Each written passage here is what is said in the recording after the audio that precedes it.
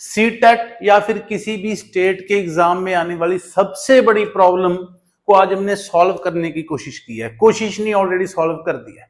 सबसे बड़ी प्रॉब्लम आती है सिलेबस की, किसके? साइंस की। क्योंकि आप कहीं भी यूट्यूब पे देखो आपको जस्ट यूनिट्स मिलेंगी, आप गूगल करोगे तो भी आपको जस्ट यूनिट्स मिलेंगी।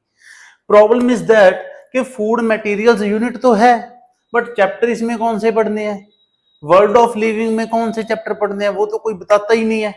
तो इसीलिए मैं साथियों जसप्रीत सिंह सिद्धू एमएससी केमिस्ट्री हूं और मेरे पीटेट सीटेट दोनों पास हैं, इसमें कोई दिक्कत नहीं है। सीटेट और पीएसटेट, मैं पंजाब से हूं इसीलिए मैंने पीएसटेट लिख दिया।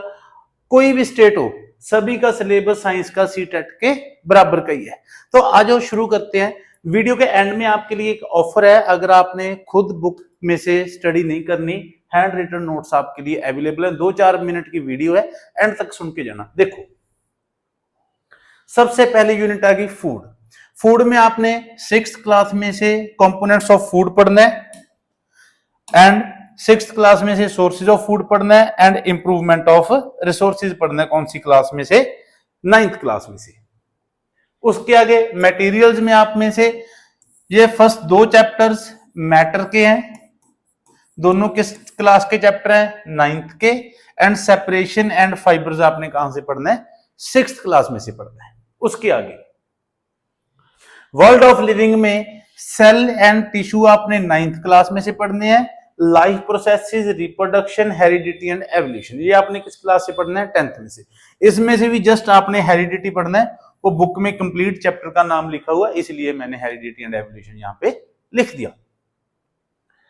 उसके आगे मूविंग थिंग्स, पीपल, आइडियाज में आपने मोशन पढ़ना है 9th, 6th, 8th में से। Friction 9th, 6th, 8th।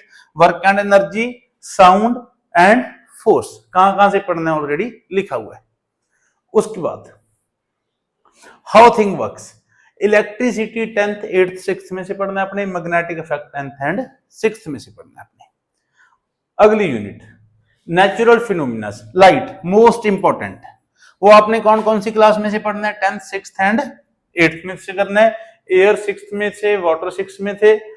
Environmental education 10th and 7th। Natural phenomena किस में से करना है?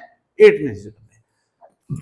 तो अब जो बात मैंने आपको साथियों शुरू में बोली थी कि आपके लिए एक ऑफर है, तो वो ऑफर कैसा है? देखो, अगर यहां पे देखो आपको लाइट 3 क्लासेस में से पढ़नी है, बट मैंने इसके लिए एक नोटबुक तैयार की है खुद अपनी।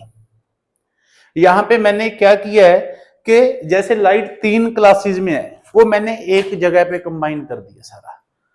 एंड अगर हम देखें इलेक्ट्रिसिटी है 3 क्लासेस में है, एक जगह पे कंबाइन कर दिया सारा।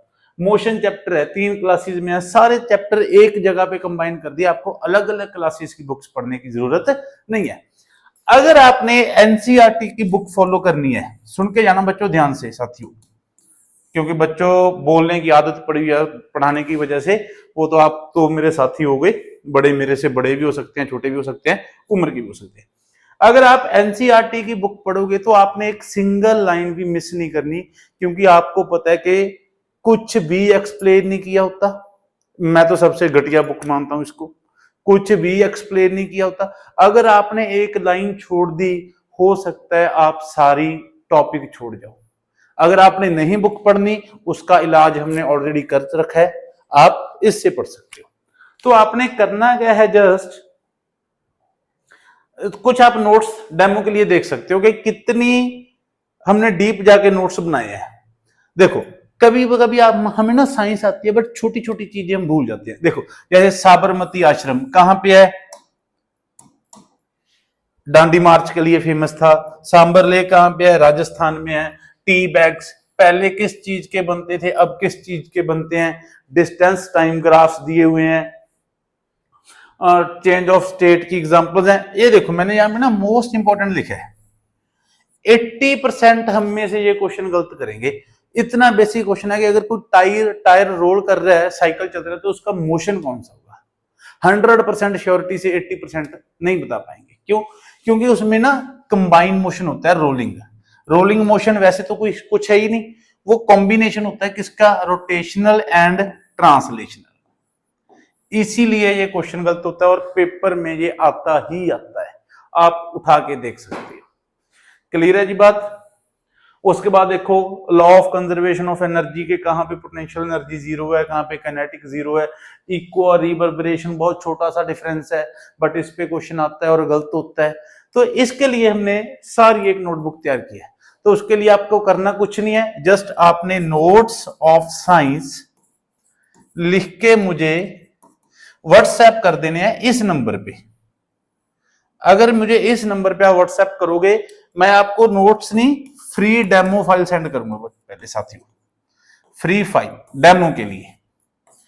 अगर आपको नोट्स अच्छे लगे देन आप नोट्स परचेज कर लेना। ऐसा नहीं हो कि आप पे कर दो उसके बाद आप सब नोट्स अच्छे ना लगो। आप मुझे मैसेज करो, मैं आपको एक को फ्री डेमो फाइल सेंड करूंगा, वो 8-10 पेजेस की अलग अलग चैप्टर से ली हुई है ताकि आपको लेवल समझ आ जाए। अगर आपको वो अच्छी लगी तो आप मुझे बता देना। आपने 175 पे करने हैं, आप 175 पे करोगे, मैं आपको पूरी complete notebook with highlighted content coloured, ताकि बाद में आपको हाईलाइट ना करना पड़े, कुछ भी आपको सेंड कर दूंगा। ठीक है जी, बेस्ट विशेष आपके लिए, जल्दी जल्दी पेपर पास करके आप सभी सरकारी नौकरियों पे जाएं। Thank you.